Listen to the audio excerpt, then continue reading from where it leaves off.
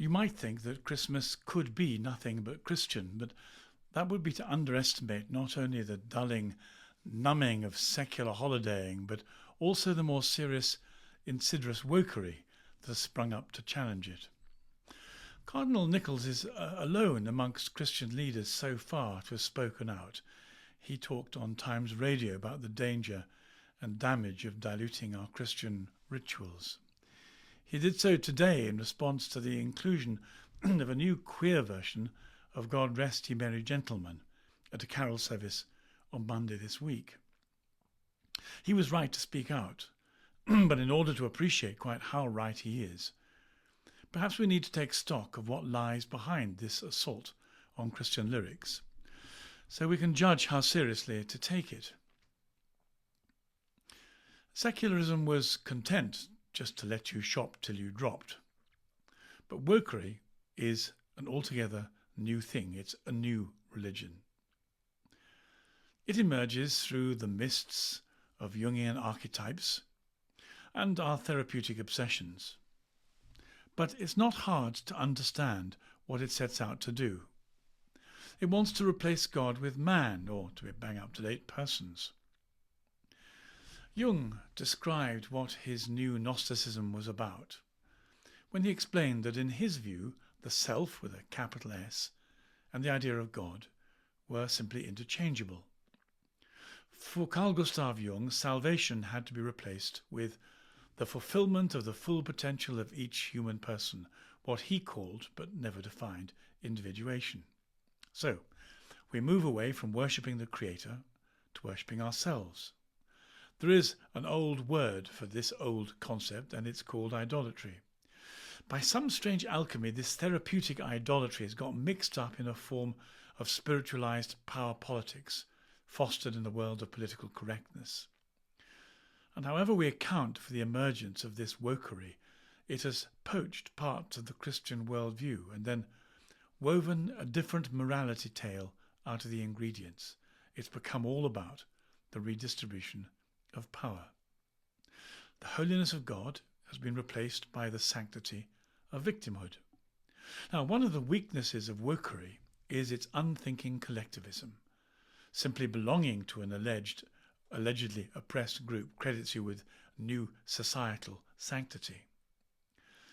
The traditional 17th century carol, God Rest Ye Merry Gentlemen, features lyrics about Jesus' birth and the joy of the shepherds and Mary. But at a carol service, at the time of speaking last Monday, alternative lyrics pinched from a Methodist book in America were printed to feature new, inclusive words for a traditional hymn. At All Saints with Holy Trinity Church in Loughborough, the woman vicar used the carol with updated lyrics and removed references to Christ as our Saviour and to his struggle with Satan. Instead, they sang, God rest you also, women, who by men have been erased, through history ignored and scorned, defiled and displaced. Remember that your stories too are held within God's grace. Well, this suffers from the broadest and clumsiest of historical brushstrokes, but it also offers an inferior solution to sin and suffering. The promise of God holding the stories of gender victimhood within his grace is less convincing and dramatically, hopefully, than Christ saving us from Satan's power when we had gone astray, as the original have it. But its authors don't believe in sin or Satan or salvation. As it happens, Christianity offers a far more effective remedy to both oppression and the oppression of womanhood than wokery. Not only does Christ win forgiveness for us on the cross, but the figure of Mary lies at the heart of Christmas. In terms of influence, she might be thought to be the most powerful woman who ever lived. But perhaps we should make a distinction between potency and power as the capacity to manipulate and control. Mary has all the potency, but she refuses power. And here lies the rub. We're facing two opposed value systems. One is the value system that Mary embodies. It's the overturning of tyranny with love, obedience and trust. Wokery wants to confront tyranny by replacing one more structure with another. It can only replace tyrannical men with tyrannical women. There's no monitoring of the guardianship of power. There's nothing more ethical about the new power structures proposed. So the new lyrics introduce a different and opposing value system. Jesus and Mary offer the transformation of human desires with love and obedience, refusing, in fact, repudiating power. And no wonder, for the lure of power was one of the most insidious of the temptations Jesus faced in the desert. These new lyrics confront and subvert Christian ethics with a revision of human sexuality. They go on, God rest you queer and questioning, your anxious hearts be still.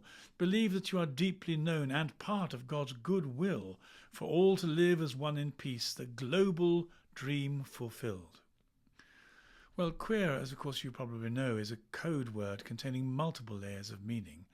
Linking questioning with it suggests the author is trying to invest it with a certain vulnerable charm. Who, after all, is not sympathetic to questions and quests? But what most people who use queer as part of their identity intend is a degree of subversion. This in itself might be a neutral matter if it wasn't for the context it operates in. Subversion is intended usually for Judeo-Christian culture. It stands for an anti-Christian ethic. It's no surprise then that one of the effects of society embracing the queer and questioning, as the lyricist has it, is the dissolution of heterosexual marriage, the promotion and protection of children in a stable marriage with their biological parents. The Church doesn't believe this assault on Christian marriage and the undermining of the protection of children is part of God's good will. It isn't, or a way of promoting peace. On the contrary, the breakdown of the classical Christian marriage as a normative pattern for society has had serious implications for the damage and the stability of children, for damage to the stability of children. Father Paul Sullins, a Catholic priest and a former sociology professor at the Catholic University of America, makes this case succinctly when he argues there's a war on marriage today. Actually, he's quoting Pope Francis. It's not a physical war of weapons, but a war of ideas, an ideological colonization that's trying to destroy the family by efforts to redefine the very institution of marriage.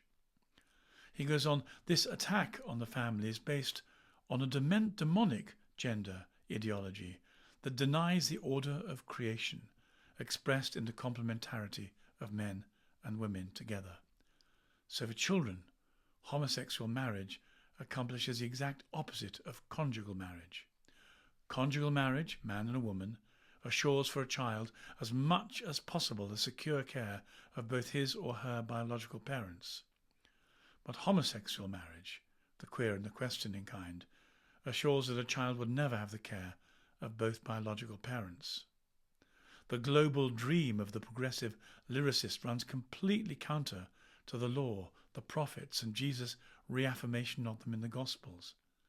Whatever the carol celebrates is not the birth and work of Christ. It's not a Christmas carol. Cardinal Nichols, in an interview with Times Radio, addressed the issue in terms of social, musical and cultural cohesion. He compares the shifting sands of secular fashions, ideas and ethics with the foundation of Christian culture that has lasted for 2,000 years.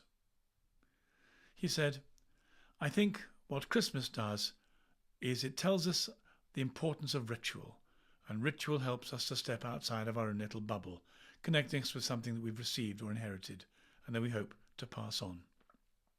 He went on, and I think those values of a continuation of a musical repertoire, of the ability to sing together, of looking at the rituals that have been fashioned over centuries, and those are probably for me more important than particular sensitivities which come and go.